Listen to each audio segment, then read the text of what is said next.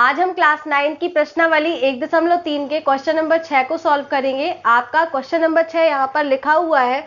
इसमें कहा गया है कि आपको P बटे Q के रूप की परिमेय संख्याओं के ऐसे उदाहरण लेने हैं जहां पर P और Q का उभयनिष्ठ गुणनखंड केवल एक हो, एक के अतिरिक्त कोई अन्य गुणनखंड ना हो। ठीक है, और साथ में उनका दशमलव निरूपण शांत होना चाहिए। तो आप शांत दशमलव निरूपण जानते हैं कि ऐसा दशमलव निरूपण होता है जो दशमलव के कुछ अंकों के बाद समाप्त हो जाता है। ठीक है, जैसे मान लीजिए 5.62, इस तरह से 2.4, ये सभी शांत दशमलव हैं जो दशमलव के कुछ अंकों के बाद समाप्त हो जाते हैं। ठीक है, अब हम इस लाइन को और समझ लेते हैं कि उभयनिष्ठ गुणनखंड एक के अतिरिक्त कोई और ना हो, इसका क्या मतलब है, और फिर हम क्वेश्चन को सॉल्व करेंगे। जैसे मान लीजिए आपने कोई परिमेय संख्या ली 4/3। ठीक है, अब क्या कह रहा है कि 4 और 3 के गुणनखंड जो होंगे उसमें उभयनिष्ठ गुणनखंड केवल एक आना चाहिए। तो देखते हैं उभयनिष्ठ गुणनखंड क्या होगा इसका। तो 4 का गुणनखंड वो सभी संख्याएं होंगी जिनसे 4 पूरी तरह से विभाजित हो जाएगा। जैसे 4 का गुणनखंड आप निकालेंगे तो 1 से 4 चला जाएगा भाग, 2 से भी भाग चला जाएगा, 2 दूनी 4 होता है, और 4 एकम 4 होगा। ठीक है, इसी तरह से 3 की वो सभी संख्याएं होंगी, 1 हो जाएगा इसका गुणनखंड और 3 हो जाएगा। अब उभयनिष्ठ का मतलब होता है जो दोनों में कॉमन हो। ठीक है ना, एक जैसी संख्या है, तो यहाँ पर एक सी केवल जो दोनों में है वो एक है, मतलब इन दोनों का उभयनिष्ठ गुणनखंड एक होगा। ठीक है ना, अब इसका देख लेते हैं कि दशमलव निरूपण क्या होगा। तो भाग देते हैं 3 से 4 को, तो 3 एकम 3, यहाँ पर 1 बचेगा, आप दशमलव लगाएंगे, यहाँ पर 0 आएगा, ये 3 बार में जाएगा, 9 आएगा, फिर 1 आ गया, फिर यहाँ पर 0 आ जाएगा, तो फिर ये आपका 3 बार में जाएगा, फिर 1 आ गया, मतलब ये भाग अब समाप्त नहीं होगा, बार बार 1 आता जाएगा। ठीक है ना, तो ये जो है वो दशमलव निरूपण शांत नहीं होगा। ठीक है ना, तो अब आप समझ गए कि यहाँ पर एक उभयनिष्ठ गुणनखंड एक हो, इसका क्या मतलब है, दोनों में केवल एक ही गुणनखंड कॉमन निकलना चाहिए और वो भी एक ही होना चाहिए। ठीक है ना, ऐसी परिमेय संख्याएं आपको लेनी है। तो यहाँ पर हम कुछ दूसरे एग्जाम्पल लेते हैं। जैसे मान लीजिए आपको दिया हमने एक एग्जाम्पल 4/5। ठीक है, देखते हैं 4 के गुणनखंड क्या होंगे। 4 के गुणनखंड होंगे 1, 2 और 4। ठीक है, 5 का क्या होगा, 1 और 5। तो यहाँ पर इनका उभयनिष्ठ गुणनखंड क्या हो गया, 1। मतलब ये ऐसी परिमेय संख्या है जिसका उभयनिष्ठ गुणनखंड 1 होगा। ठीक है, अब देखते हैं कि इसका दशमलव निरूपण किस प्रकार का होगा।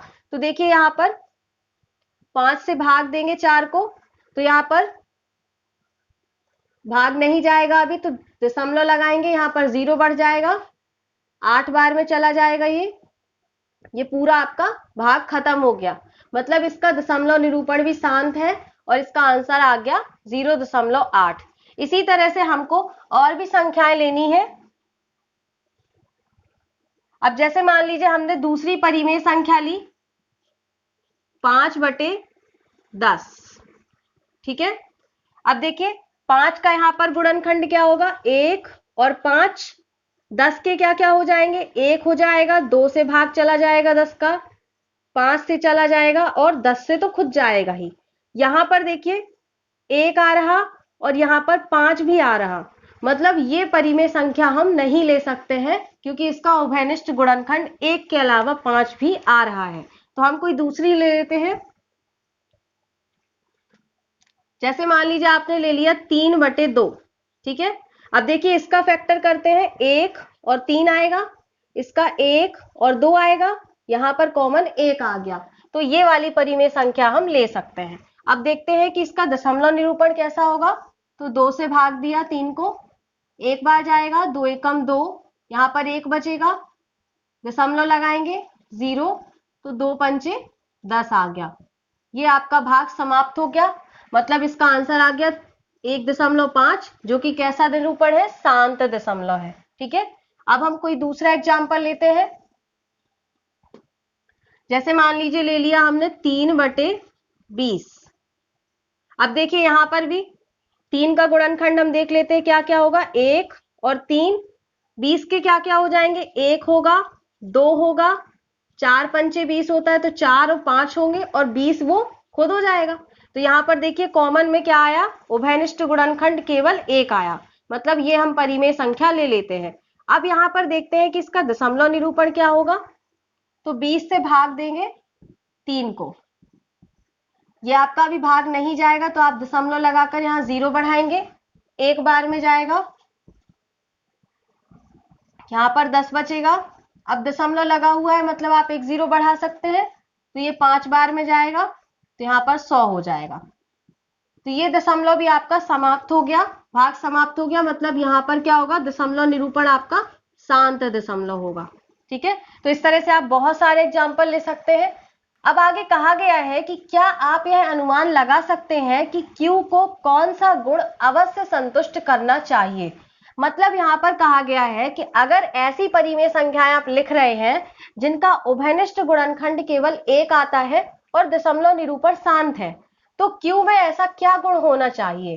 तो यहाँ पर देखिए, आपने देखा कि दशमलव निरूपण शांत आया, तो यहाँ पर नीचे हर में क्या है, नीचे हर में 5 है, मतलब 5 की घात इसको 1 लिख सकते हैं, यहाँ पर 2 है, और इसको अगर हम फैक्टर करें इसके, तो इसको क्या लिख सकते हैं, 2 गुणा 2 गुणा 5, मतलब 2 दूनी 4 और 4 पंचे 20। मतलब हर में क्या क्या होना चाहिए, हर में या तो 2 की घात में हो या 5 की घात में हो, या फिर 2 और 5 दोनों की घात में है। यदि हर में अगर आपको 2 की घात, 5 की घात या फिर 2 और 5 दोनों की घात दिख रही है, मतलब आप देखकर ही बता सकते हैं कि वो दशमलव निरूपण शांत दशमलव होगा। ठीक है ना। तो यहां पर Q को कौन सा गुण दिखा रहा है, Q में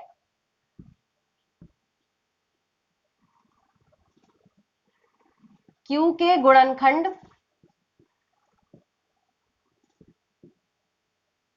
2 की घात, 5 की घात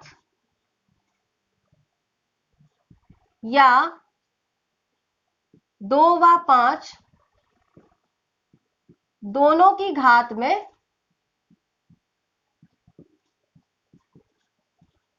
होना चाहिए।